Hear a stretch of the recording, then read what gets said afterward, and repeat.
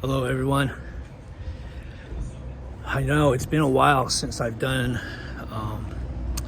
a video. The last one was in October of last year, and I was talking about how we can affect reality in some ways and in other ways no.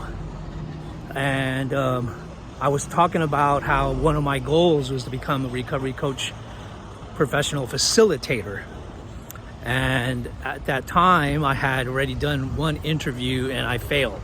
And so I was preparing for my second interview, which was going to happen 2 months from the last video in December, and I passed. And now we're in August of 2025, and I've been facilitating classes since January. So all has been good in that route.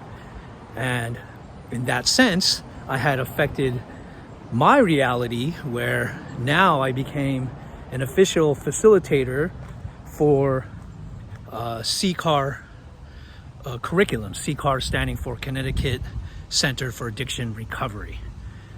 So in that sense, I was able to achieve a goal, which may seem like, you know, how is that affecting reality? Well, the reality is where I once wasn't a facilitator, now I am.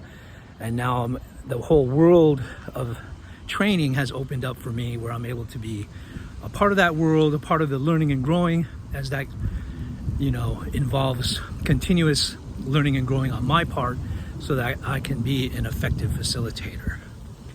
But I've also been reading up on other ways that reality is effective, and it comes down to, you know, what are we made of? It's quantum theory actually comes into effect, or quantum physics, because I was watching this video about how we are made up of electrons and atoms.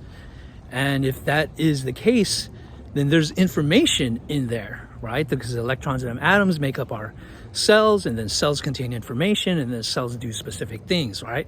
Like what you're doing right now. You're watching this video, you're listening to me with your ears. You know, I'm walking and talking at the same time. There's energy in that. There's a real function of the universe has to occur for that to happen. It's not just us being alive, and it's more than consciousness. Because I was sharing with my daughter something that I learned recently, that what distinguishes humans from animals is two things. It's consciousness, right? Self-awareness, and the ability to create art. But then my daughter countered it and said, there's a dog out there that has been questioning its own existence, right? It's a bunny on TikTok. And then she also shared with me how there's some dogs that play the piano and howl at the same time. How is that not an expression of art? It may not be like what we might think, you know, a beautiful piece of art, but it's still an expression of themselves, right? Tapping their paws on a piano while howling. So that called me into question about, okay, so is that the only true distinction between humans and animals? I don't know. That requires further exploration. What I do know for sure is that there's so much more to our human existence than just us thinking that we live and die, and then that's it. Again, it's up to the individual to decide what meaning they put onto their life, onto their existence. What I also know for a fact is that those of us that have a true purpose, a true intent, and focus on life tend to be more connected to what it means to be in this world with other people.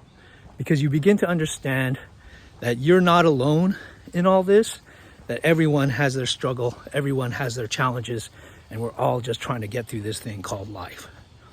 So more information in the links below, and more to follow.